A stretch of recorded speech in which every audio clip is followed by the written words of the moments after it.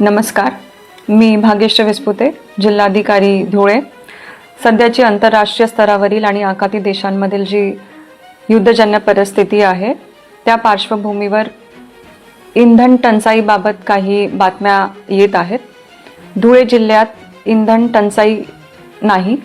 धुळे जिल्ह्यात 140 petrol pump आहेत आणि तिघ तेल कंपन्यांकडून मुबलक साठा नियमितपणे पुरवठा करण्यात येत आहे। तरी नागरिकांनी कुठल्याही प्रकारच्या अफवांवर विश्वास ठेवू नये। पेट्रोल पंपांवर जी गर्दी करण्यात येत आहे ती करू नये। जर ह्या परिस्थितीचा फायदा घेऊन कुठलेही गैरप्रकार किंवा अनधिकृत साठा कुणी करत असेल किंवा जीवनावश्यक वस्तू कायद्याचं उल्लंघन करत असेल तशा एजन्सीजवर किंवा तशा लोकांवर कठोर कारवाई करण्यात येईल। आणि सुरक्षितेच्या कारणास्तव सुद्धा कोणीही प्लास्टिकच्या बॉटल्समध्ये किंवा कंटेनर्समध्ये या गोष्टींचा साठा करू नये।